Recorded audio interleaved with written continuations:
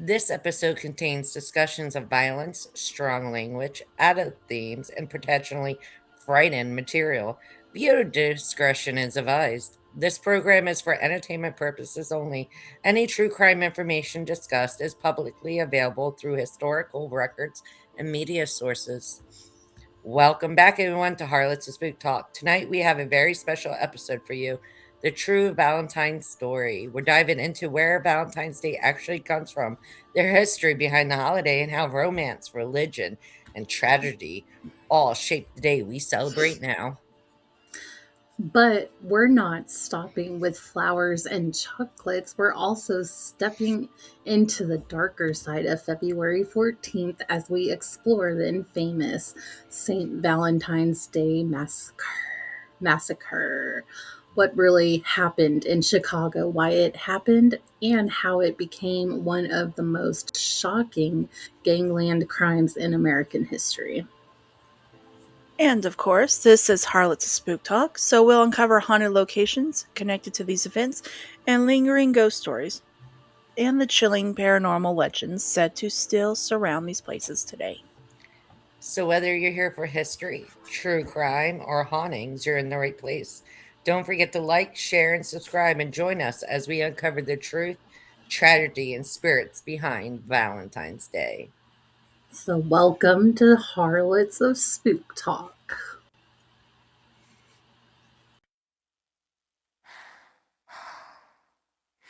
Oh, you think you got away?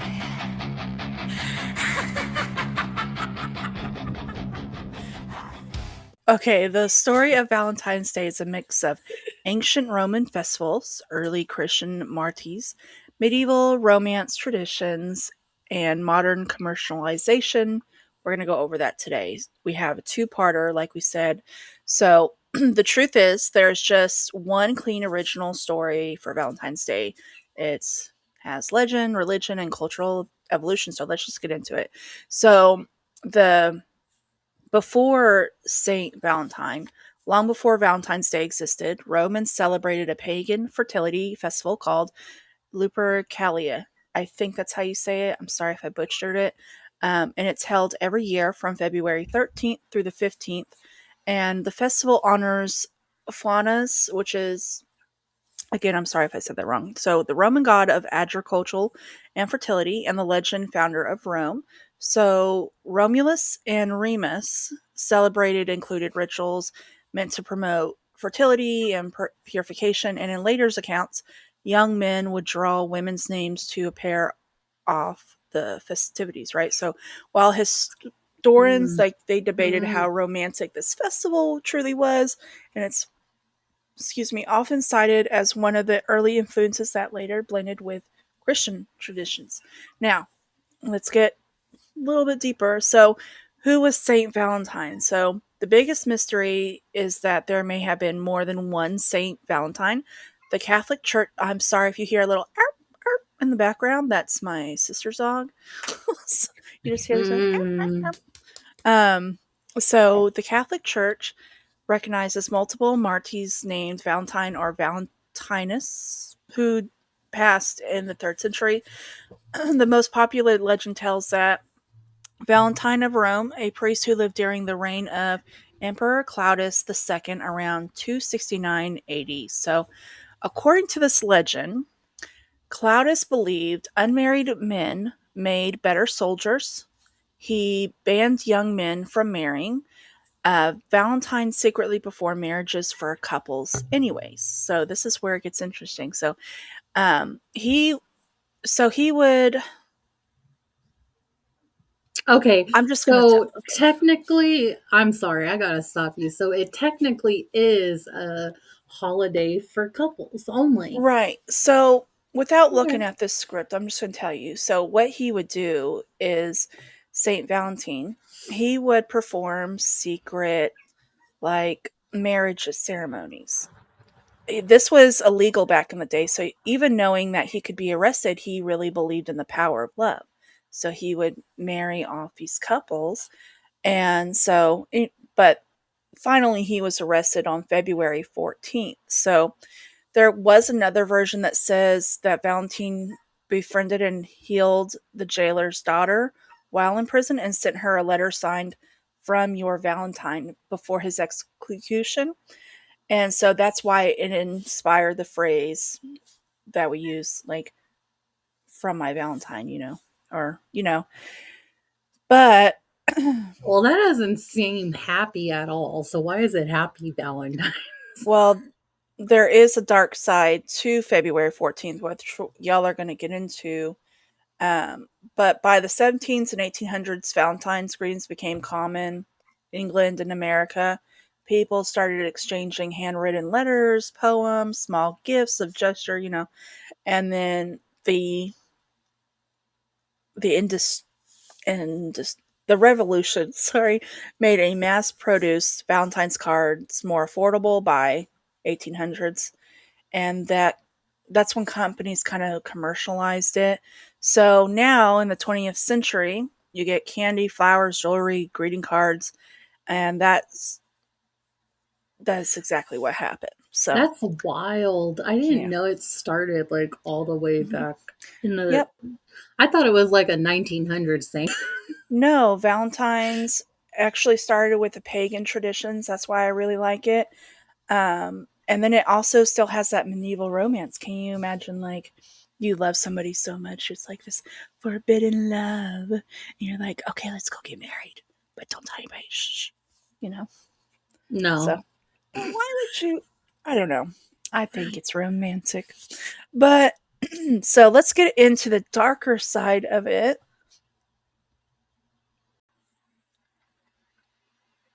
So we're gonna jump into the St. Valentine's Day massacre.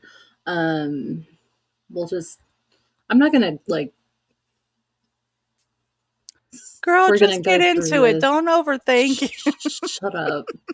Um, so the St. Valentine's Day Massacre was the murder of 7 members of an Associates of Chicago's North Side gang on St. Valentine's Day in 1929. The men was gathered sorry. The men were gathered at Lincoln Park in Chicago garage where when between 4 and 6 men entered, 2 of whom were disguised as police officers. Ooh. The 7 men were lined up facing a wall and pew pew with Tommy. Tommy Tommy. pew pews Yeah. and another pew pew. Oh my. 70 rounds, 70 rounds were fired from the Tommies, and 1 cartridge was discharged from the pew pew. Pew Six pew. of yeah, 6 of the victims like just immediately.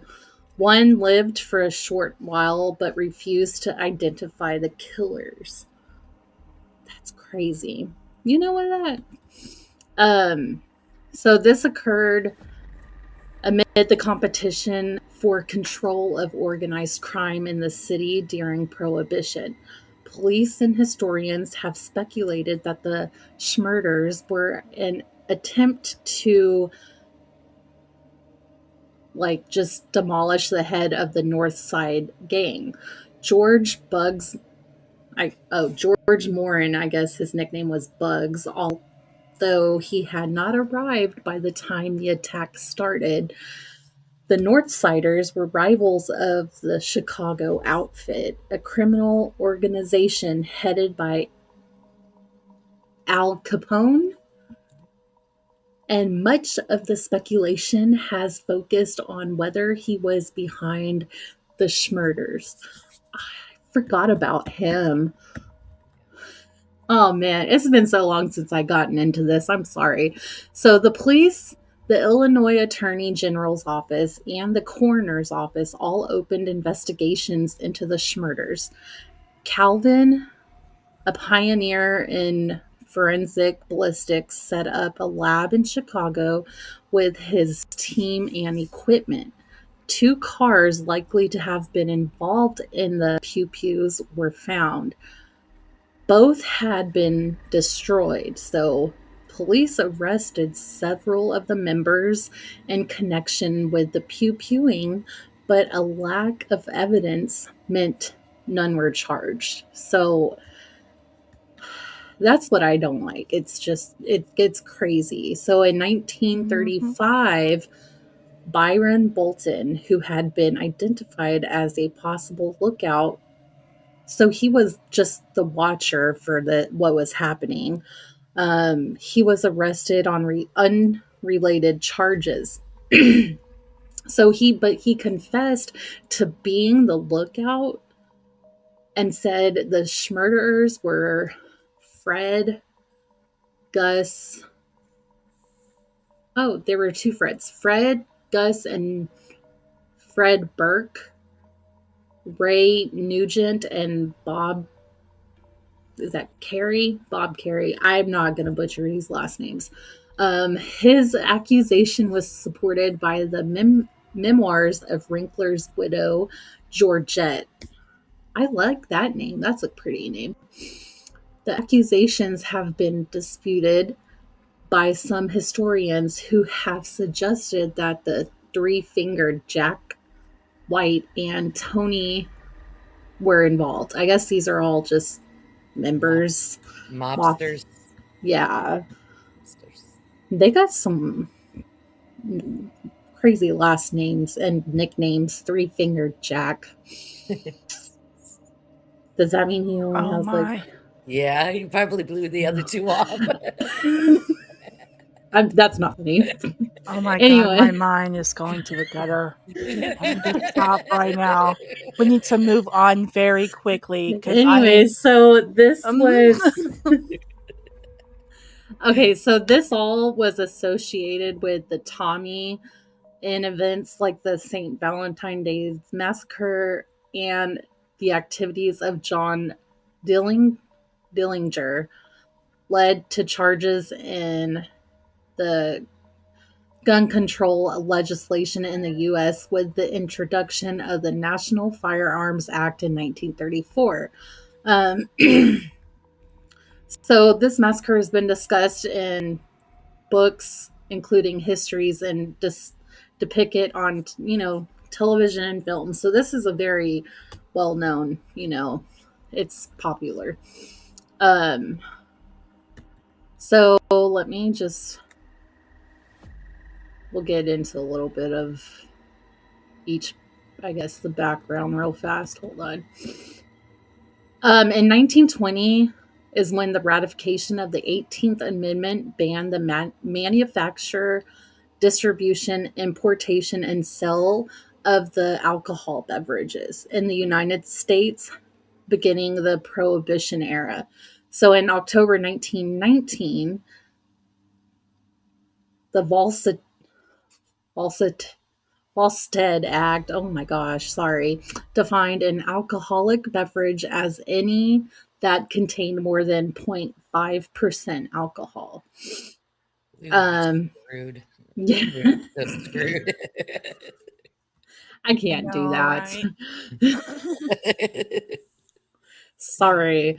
Organized crime in the US predated Prohibition, with gangs already involved in such activities as widespread brothel and gambling house control. Prohibition brought about the growth of bootlegging as the pre existing gangs involved themselves in the illegal liquor trade. It brought with it a previously unknown level of competitive violence between rival groups, according to criminologist Robert M. Lombardo.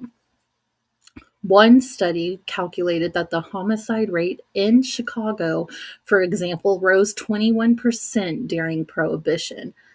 The Chicago Crime Commission identified 729 gangland affiliated murders in Cook County between 1919 and 1933. 15% of all the murders in the area. So that's why Chicago is very well known for like the murder capital of the US. Isn't it? That's right. Yeah. Not to Something like go that. Not to go back, but I've been stuck on this word. What was bootlegging again? Bootlegging is when alcohol, you would make the alcohol, then you bootlegged it. Like anything bootleg, we Hmm. still have bootlegging today with moonshine. Anything that is traffic it without the FDA's approval and stuff like that is bootlegging. Yeah, Oh. kind of like, like when you're pirating Yep, movies or CDs, like we used to do with LimeWire. that's bootlegging. Yeah. If you Oh. sell it and make a profit off a illegal substance. Hmm. All Yeah. righty then. So, So little background. prohibition basically sparked more illegal activity than it solved. It did. Oh. Yeah. And yeah, that's what it's all saying is the prohibition. This is Yeah, why we have all spiked these it. problems, is Yeah. because of the prohibition. So it's like that's where it all started. But then it's like, why would they target just in Chicago? It wasn't. But that was like the Oh biggest yeah, spot. I don't because get of it. because of the mobsters and the mafia in That were Chicago. there. Yeah, but you Hmm. also had them in Philly, New York. But it was more, I guess, gangland killings from the mafia up in them areas because of bootlegging and because you know what I mean. It's Yeah. like they said, brothels. You had secret rooms people would party in, and It's just supply and crazy. demand. Supply Yeah. and demand. People wanted it, they supplied it. Um so George Bugs Morin was the leader of the North Side Gang, a Chicago based criminal organization during Prohibition. Um, so he derived his nickname from his intense stare, coupled with his sometimes homicidal temper. I'm sorry, I just had to throw that in there because that was. You know what it makes me think of? Don't come for me. Schmaltering with the Rock. Remember that? Yeah. Now we know where our heads are because I was like, show me your schmolder. That see? That's where my head went. Can't lie. That's why I I, had to say it. I like um, that boulder. That is a nice boulder. Anyways, Anyways, so the North Side Gang was the second most powerful gang in Chicago in the 1920s. So behind the neighboring Chicago outfit of Johnny and Al Capone, the Northsiders were active in bootlegging, running speakeasies, and gambling dens and labor union racketeering. They also continued their pre prohibition activities of looting warehouses, safe blowing, and hijacking. Don't come for me because I don't know what safe blowing is. So, okay. No, up there. No, No. no, don't what? listen to her. Safe Go back. blowing. I'm pretty What'd you sure say it was? Safe Something blowing. safe blowing. So it's like, blowing up a Don't safe. pretend even. like this is a banana. No, no, no, No. no, no. Totally Stop. different. Stop. Okay, so anyways, we're gonna stop her. The North Side Gang had been fighting with Chicago Outfit from the mid 1920s. Jaime, Jaime, Jaime. Sorry. Then the leader of the North Side Gang attempted to murder the Chicago Outfitter's second in command, Al Capone, on January 12th, 1925. So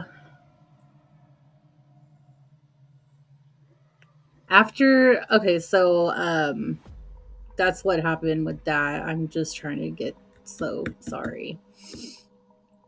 And it's so weird. I don't know. So let's get down. So despite the dislikes between the rival gangs, they maintained a business relationship. Capone received shipments of Canadian old log cabin whiskey from the Purple Gang, a criminal group from Detroit, Michigan. He would then sell the alcohol to Morin's speakeasies after he was offered a supply of cheaper whiskey. Morin, I can't, don't come for me, terminated the agreement and sold the cheaper product for the same price, increasing his profits. So the new whiskey was inferior to the old log cabin brand and was not well received by his customers. So I'm guessing like the customers weren't liking it or something. It was kind of like bathtub gin back then. It could probably make you sick. Ew.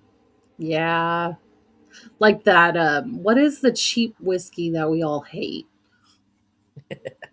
Yeah, like the cheapest vodka or Yeah, whiskey we all hate. Oh, vodka. I like, but I was like, it got to be like they were using bathtub whiskey and Yeah, instead of, making it. yeah, Yeah. cheaper. Um so let me see. So okay, so Moran went back to Capone and asked him to resume the supply of old log cabin, but Capone refused, saying he had a new buyer. Morin then hijacked as much of the Purple Gang's shipments as he needed to supply his speakeasies. So that like all Played into, escalated. yeah. Escalated. Um so then it all started going downhill. Um let me see here. So the year Capone took over the Chicago outfit, the gang's gross income from their racketeering was conservatively estimated by the United States Attorney General's office at guess. Can you guess? No. No, not back Okay. then. 105 million a Oh, year. in the It Wow. had a 1920s. Yeah, it had a weekly payroll of 300,000 for the 1,000 men employed and an estimated 15 million per year for bribes. By 1929, Capone's annual income is estimated to have been over $40 million. dollars. 40 million. That boy Yeah. was rich. No wonder he went missing. Just saying. So the sources differ about the buildup to the murders. Some include those by, the writer Troy Allen and historian Paul R. We'll just call him Paul, stated that on February 13th, 1929, Morin received a phone call offering a truckload of hijacked Purple Gang whiskey for sale. He Mm. told the caller he told the caller to deliver it to the garage at 2122, I guess, North Clark Street in the Lincoln Park neighborhood of Chicago's North Side at 10:30 a.m. And So it was a then setup. yeah, because William J. Helmer and Arthur J. Bilek, don't come for me. In their history of the Schmillerings disagree and point out that the men, except for two, were Morin's trusted inner circle and the best. Oh, backstabbed by your own bros, man. That So is I Damn. know. wrong. That is Ultimate. wrong. And it was weird. They were all wearing expensive suits, which makes it unlikely that they were going to unload a truck. Historian Rose Keefe interviewed one of Morin's relatives who said, I can tell you one thing. There was no meeting with out of town gangsters at any plans to unload bootleg. They were there to meet George Morin because he'd been pew-pewed and they were losing their territory to Capone. So it was a meeting, probably, not a. Yeah, and I It guess was a it come to Jesus meeting at that point, actually. But sorry, so don't come for me. Don't come for me. but okay, so here it gets better. So on St. Valentine's Day, February 14th, 7 men were in the garage waiting for the truck and for Morin and his fellow gang members, Willie Marks and Ted Newberry, who were running late. The 7 men in the gang were Albert, Morin's second in command and brother in law, Adam, the North Side Gang's bookkeeper and business manager, Albert, who managed several cleaning and dyeing operations for Morin, and gang enforcers Frank and his brother Peter. Two non-gang members were also present. A former optician, You were right. turned gambler and who liked to hang around the gang, and John May, an occasional mechanic at the garage who had brought his dog Highball with him. May was fixing the wheel of a truck, so I guess he was just there to work. Yeah. And yeah. So between 10:30 and 10:35 a.m., that's like only 5 minutes, a black Cadillac pulled up outside the garage. The driver and front seat passenger were wearing police uniforms, and the 3 men in the back were wearing civilian clothes. That's how they got them to line up. Mhm. Smart. Let's give Yeah. it to them. That was smart. They exited the car and went into the garage. Shortly afterwards, Morin drove past and saw what he thought was a police car. He went around the corner for a cup of coffee to avoid what he presumed to be a raid in progress on the premises. The 7 men inside the garage were forced to line up against the wall facing it. Ugh, it just gets Yeah. So, it just goes from there, okay? It was just, yeah. I can't even. I don't want to finish that. That's just too much. There was a lot of violence that happened after that. So, um, And to this day, we still don't know what Al Capone is. no, like, We don't. no. It's a mystery still. Definitely. But Highballs, the dog, his name was Highballs. Highballs. The Go ahead. neighbors, shut up. So the neighbors were alerted by Highballs barking and called the police. When they arrived, the police found 6 men and one Frank Gusenberg still alive. He had, like, the 6 men were already gone. Frank was still alive. He had crawled 20 feet from where he had been pew-pewed, despite having been hit multiple times. Gusenberg, I'm getting goosebumps. Gusenberg was taken to the hospital in Elk Grove. He was interviewed by Sergeant Clarence Sweeney of the Chicago Police Department, who asked him, who did this to you? Gusenberg replied, no one. No one did this to me. Sweeney then said, Frank, Pete's gone, and you're in a bad way. Who did this to you? Gusenberg replied, no one. And then he passed on afterwards, like shortly after that. They couldn't tell. You can't tell. But it's like, yeah, they took all these secrets to the grave, like, and I get that. Nobody gets that nowadays, but it seemed like they were a lot more loyal back then. They were. So, and that's how the mob ran and the mafia ran. Without that silence, it would never lasted.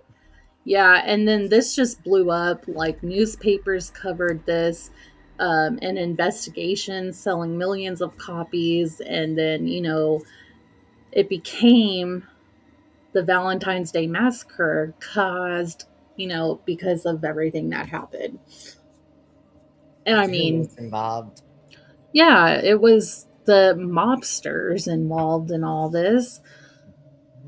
And when Morin heard about the Schmurders, he checked into St. Francis Hospital in Evanston, Illinois for 4 days under an alias claiming that he had the flu. He sent a message to John, the head of detectives at Chicago Police Department, that he did not know who was responsible for doing this. And they said, "We don't know what brought it on. We're facing an enemy in the dark." A reporter tracked him down at the hospital, and Morin told him that only Capone does it like that. So it was like Yeah. crazy. And it's like, okay, so where is Al Capone? Yet again, we do not know. He could be in the river, in the wall, in a I furnace. We do know. not know. Yeah, so yeah, it just goes on. Like, because they're all trying to figure out what's happening. There's an investigation. Within hours after this happened, the investigation started. And I mean, it just kept going on. And there's a lot of history behind it. Everybody can read up on it. I'm not going to get into much more because it's too long. But that's like the what happened in the crime situation. So, Wow. yeah. And they're saying it does also say Al Capone was in Florida when this happened, but Conveniently. convenient. He was in Florida when Right. all this happened. Um, there's just theories about everything. So, yeah, but there's also a lot of ghost stories and hauntings behind this because of when it started and how interesting it was back then because it was like Big news. it was like worldwide news with these mobsters and these what's happening with the bootlegging, and it's all during the prohibition era, and it was Right. Right. so it is it's fascinating, but It that's is. all I got for today. If you want to read more about it, just go online. All right. So Carly's going to do our ghost story here. Let's go ahead and get this started. Now, the key aspects of the haunting is one, the Schmurder Wall. Following the demolition of the garage in 1967, the bricks from the wall where the victims were brought and eventually reassembled for display at the Mobster Museum in Las Vegas. The supernatural occurrences. Visitors and employees at the museum have reported hearing strange sounds, including gunshots and the moaning of men. The curse of the Oh, brick. yeah. Yeah. Shut up, not like that. Oh, yeah. The curse Oh. it's the curse of bricks. Before reaching the museum, owners of the bricks reported experiencing bad luck, unexplained accidents, and illnesses. So these are the bricks that people would go and take home with them after Oh, no. visiting before it was demolished and reassembled. I don't know who thought that was a good idea. I'm gonna just take a brick. Oh. These are Just stop. it's the same wall that they were lined up against. Residential hauntings. Some lore suggests intense violence and fear of the 1929 event left a permanent spectral imprint on the materials themselves. What? What is happening? I don't know. She told me one, and I'm like, I was telling you no. Because I This knew she was going to go and do her little, oh, yeah. the I don't site even sound like that. Oh, yeah. Oh, the yeah. Go site ahead. itself, formerly 2122 North Clark Street, is now a vacant lot, but it remains a hotspot for urban legends regarding the gangland Schmurders themselves. So My. after they took the garage down, nothing else was built in that location. Good. Well, I But they don't did. blame them. Yeah. But people literally took some of these bricks home and used them in their own structures. Well, that's like what people did Why? back in the day. This was a thing. Even with that, like one of the very first like Christmas murders. Like they would take pieces of that home. Yeah, they did. They took It was pieces like home. people are fucking creepy. That is weird. Now I'm starting to put two and two together because that's where all these freaking hauntings come from. But Yeah, does it like explain the dreams, you know? Like Yes. well yeah, it I could. guess it does. Okay, so But yeah, my that was what? no, go ahead, go ahead. No, what's your question? Would you take a brick home? We all know I would. I have railroad spikes from a I massacre. know. With Tiffany, I'm kind of curious. No. Mm-mm. I don't play with that crap. I No. kind of want to Mm-mm. do like this little like live or something, or I can actually put my paranormal equipment next to the dolls just to see. You have fun with that. Me and Tiffany I will want watch you. I from want. afar. Mm. Yeah, it'll Yeah, Like a be fun. far, far, far far, way. far, far. I'll be in I'll be New like, York. okay, ghost assemble to their houses. Yeah. And Anyways, then when we take our trip, I'm gonna go find someone and be like, put some voodoo crap on her because she need to stop doing this. the devil is a lie, girl. You don't want to fuck with all that. Get a voodoo Especially doll. when you do return to sender spell. Do you really want to chance that? Yes, I do. At this point, I will. Please, Oh my oh, I do. lord! I I've see how it always. is. I want to have one of those little dolls, and we The can voodoo like, one? Yeah. You gotta yeah. get my hair first, which probably won't be that hard considering it's falling out everywhere. Watch your hairbrushes on this trip. That's all I Yeah. gotta You know say. what's funny? I actually lost my brush. I cannot find it and it's bugging the shit out of me. Just completely disappeared. I'm like, what the fuck? It could have Yeah. been in 3 places and it's not in any of those. And I do want to say something because my job is right next door to a cemetery. Oh, I found a new cemetery. Well, it's not new. It's new to me. I I found was gonna one say. and I'm so excited because I was like, we were driving around it, me and my dad, and I'm like, oh my gosh, this looks like it could be fun. So I kind of want to go again. See, and when I was up there, your sister would not take us. I She have a did, but question. we were getting lost and we kept ending up in like random roads. I think she was doing that on purpose. I have a question. Have you Hmm. all ever seen a new cemetery being built? No. Mm-mm. Weird, right? Mm-hmm. They just like add on and on to. Yeah, but you would think they would run out of room eventually. Do you think they like add them on top of other people? I don't know. I know a bolt holds one or two, well, two, but I don't know. Because I This know is a good people question. buy plots like right next to each other and stuff, but Well, you still get stacked on each other. that's so crazy. We're gonna have to do an episode on that. Why Yeah. is there no new cemeteries being built around us? Mm-hmm. I'm gonna have to Google that because I'm gonna have to research on that because Yeah, that's a it's a dope. rabbit hole. It's a Yeah. rabbit hole. Mm-hmm. There you Hold go. on. Let me ask ChatGPT real quick. We don't like Chad. Okay, Carly, keep going. Okay, I was just wondering that, like, why is there no new cemeteries being built? Like, and That where is are we burying all these people? that's true. I Even with mean, cremation, not everybody. So yeah, because I do have a theory actually on that. Not a theory, but like I've read on this. Like there are like these places, some of these people, it's for like crime scene people or like, Oh, the way they dump them into a mass grave after cremation. yeah, Yeah, yeah, that goes on everywhere.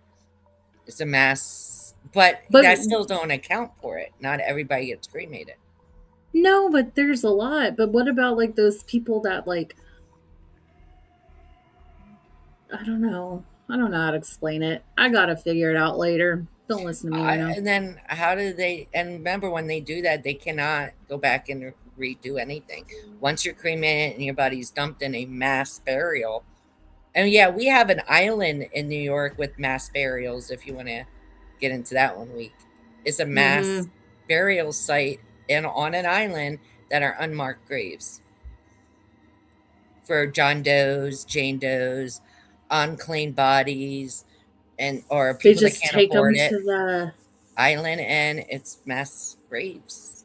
During COVID, it really was exposed, but it was happening before that.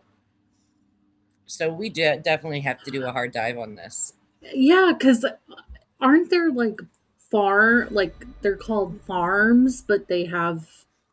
Body farms.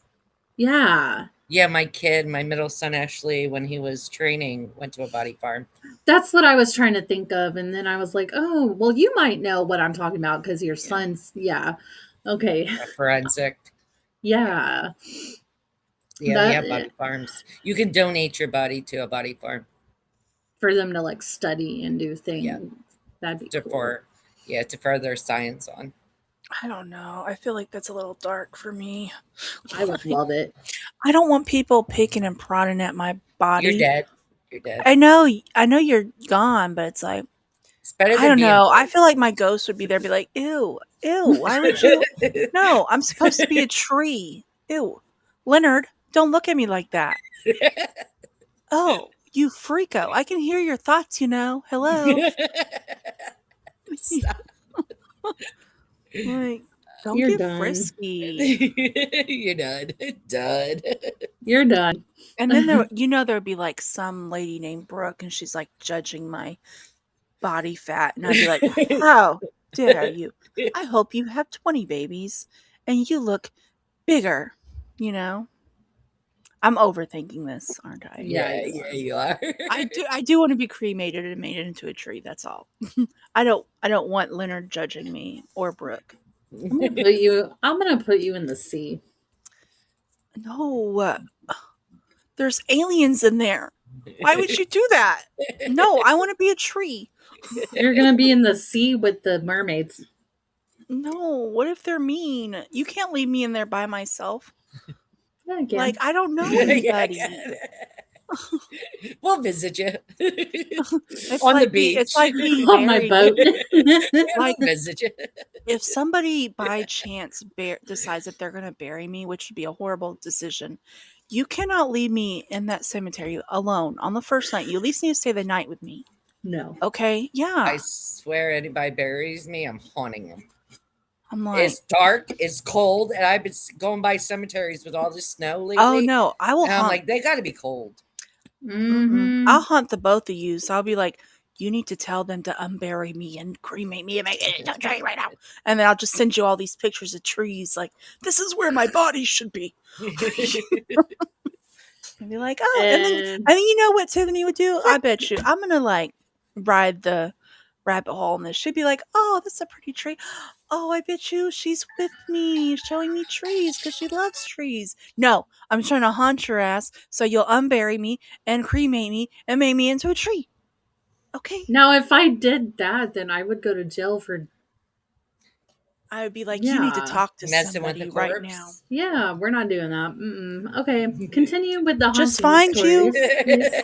I'll lead you to a witch. Okay, how's that?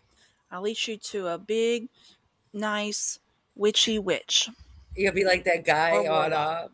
in Pennsylvania that got caught with 30 bodies on I'll his lead back. you to him, and they'll No. help you unbury me. He was selling the bodies, dude. He was selling the skeleton remains. Not It's all over him. the news. Okay. Oh, I gotta look that up. I haven't heard about that Or maybe yet. the owner of the Oh. cemetery. He had him in the basement. He had him in his garage. Over 100 bodies were found. Now, these are old bodies, and good luck identifying them. Like, they're from like the 1700s, some of them. So Yeah, he was he- like digging them up, and Yep. Look it up. It happened in right where I grew up, right around where I grew up at Ooh. in Pennsylvania. Yep. And I was like, ew, that's nasty. that is. I probably, nasty. my mom, she's like, you probably dated him. Shut up. I did not. How many was it? You meet so many serial killers throughout your lifetime. You did. Well, He just dug a butt. Well, not just dug a butt, but he didn't murder nobody. Yeah, but it's always like you never know People who got weird hobbies, someone is. I okay? know. It's like the show on it's like Dexter. Like you would have Dude, never known. but he was selling on Facebook Marketplace. Like he was literally selling skulls on Facebook Marketplace. What Just a dum saying. dum. What a dum dum. That's You not go how they to caught the him. you go to the black market for that. But that's not how they caught him. They caught him red-handed because they noticed the graves were being messed with. So the cops sat there and watched, and they caught him Hmm. red-handed. Now here's the sick part: he had infant remains too, but he was Ew. caught red-handed. So he wasn't caught selling them online till He later was on. caught digging them up. He was caught Oh, red-handed with gross. them. He was gross. How did we get from Valentine's Day massacre, To ghost dead stories? bodies? Yeah. Come How did on, we this is get here? us. It's us. Did you really have to ask that? Okay, Carly, let's get back to what we were talking about. The person listening is like, wait, what? Okay, I don't even know what's going on anymore. Okay, so how We're about back this? to St. Valentine's Day Day Massacre. Massacre.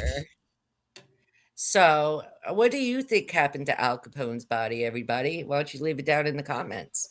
What He's in the happened ocean. to Al Capone's body? Well, I'll tell What? you what, he's probably not a tree. His best Shut friend up. probably threw him into the ocean with all the aliens. Hey, no, you can go visit the Titanic. Oh, but then there's gonna be all those old ghosts. I'm not gonna But know you'll any be of with them. them. That's okay.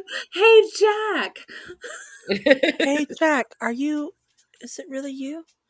Do you want me You're to be not her? Leonardo DiCaprio. How dare you? I wonder if the original Jack is like cute. Does he look like Leonardo DiCaprio? Probably not. I don't think so. I don't think anybody looks like Leonardo DiCaprio. No, he still looks good though. Meow. Alrighty. Well, that concludes our episode of our Valentine's Day special. I hope you enjoyed it. Feel free to like, comment, subscribe, share, share, share. Okay, love you guys. Let's see. Okay, bye-bye. Bye.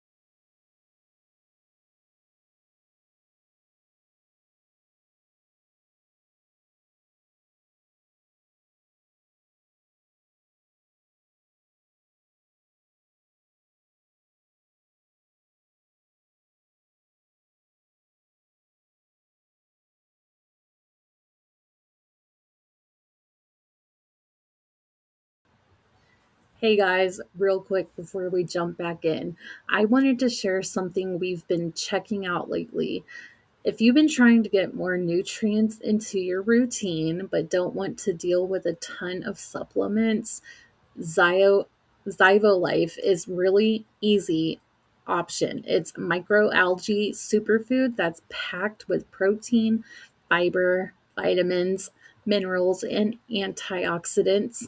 Basically, a daily boost in one small serving.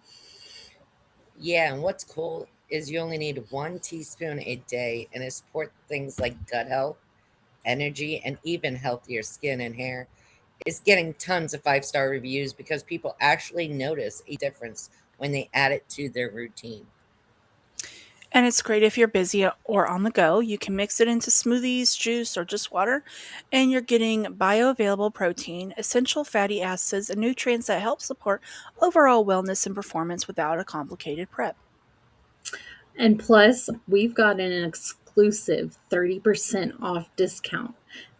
And that's the best deal they offer anywhere. So, if you've been wanting to clean up your diet or boost your daily nutrition, now's the perfect time to try it. Just head over to zivo.life or grab the link in our show notes so your discount is applied automatically. Yes, give it a try and see how much better you feel. And just with one small daily change, don't forget to put host in the discount HOST. All right, now let's get back to the episode.